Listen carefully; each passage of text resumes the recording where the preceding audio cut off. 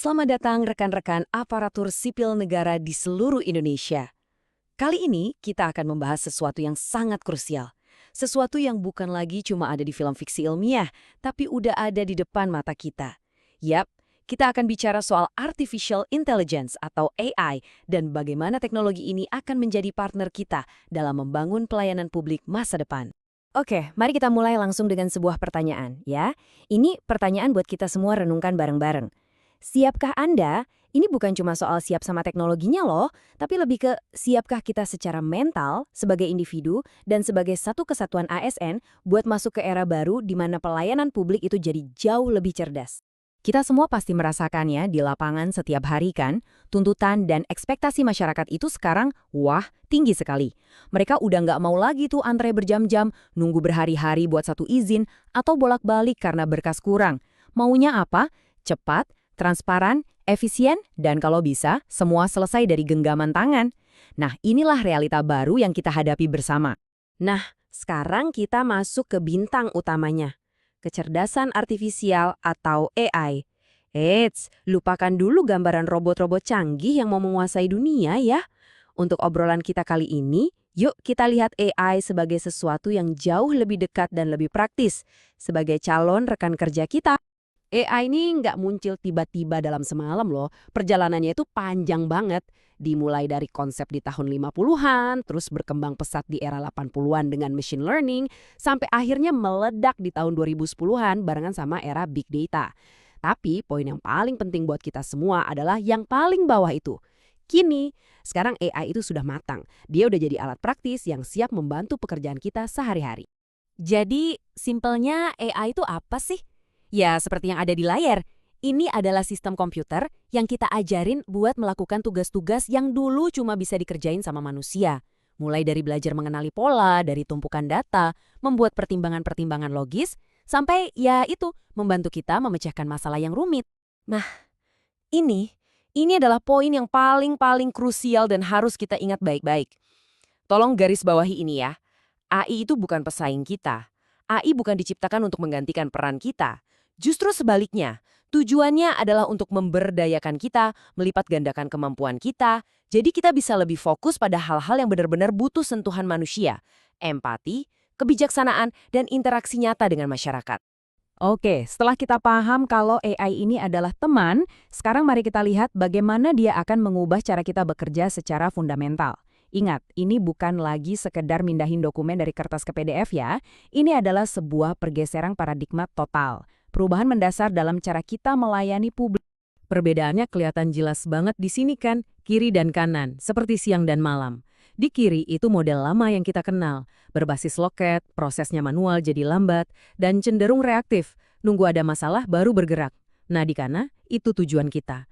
Layanan yang bisa diakses kapanpun, dimanapun. Prosesnya otomatis, jadi super cepat.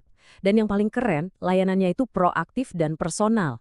Bukan lagi nunggu warga lapor, tapi kita bisa antisipasi kebutuhan mereka. Disinilah AI mulai unjuk gigi secara nyata. Coba deh bayangin, tugas-tugas rutin kayak verifikasi ribuan berkas bisa diotomatisasi. Atau ada chatbot pintar di website Pemda yang bisa jawab pertanyaan warga soal IMB atau PBB 24 jam sehari, 7 hari seminggu, tanpa lelah. AI juga bisa bantu kita menganalisis data, misalnya data lalu lintas, untuk memprediksi titik macet. Keren kan? Ini semua membebaskan waktu kita untuk pekerjaan yang lebih strategis. Tentu saja perubahan sebesar ini nggak bisa terjadi simsalabim, nggak bisa dalam semalam. Pemerintah sudah menyiapkan sebuah peta jalan, sebuah roadmap yang terstruktur. Yuk kita intip langkah-langkah strategisnya untuk menuju birokrasi yang cerdas. Jadi prosesnya itu jelas dan bertahap, mulai dari yang paling atas, visi dan strategi. Arahnya mau kemana harus jelas. Lalu, adopsi teknologinya. Nah, yang ketiga ini penting banget, integrasi sistem. Udah nggak ada lagi tuh ego sektoral, di mana data tiap kementerian atau lembaga jalan sendiri-sendiri. Semua harus terhubung.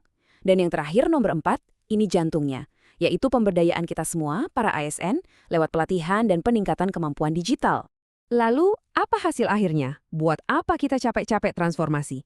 Ya ini dia jawabannya. Grafik ini menunjukkan 3 dampak utama.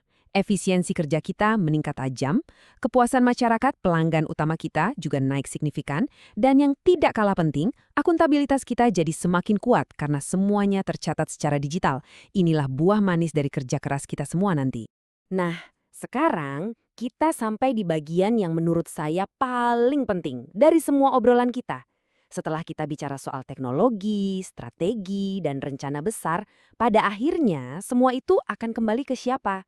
Yap, kembali ke kita, kembali ke Anda.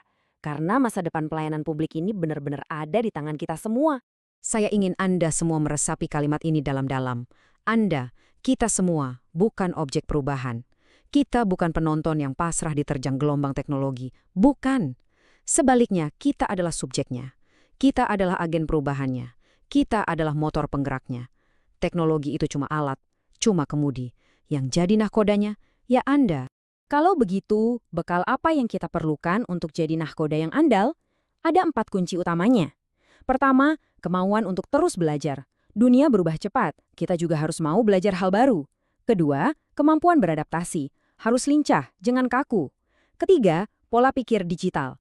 Lihat teknologi sebagai solusi bukan sebagai beban. Dan keempat, ini juga sangat vital, semangat kolaborasi. Hancurkan sekat-sekat antar instansi. Sebagai penutup, mari kita sama-sama bawa pulang pertanyaan reflektif ini. Diskusi kita sekarang harus naik level. Pertanyaannya bukan lagi, aduh, apakah pekerjaan saya akan digantikan oleh teknologi? Bukan itu lagi.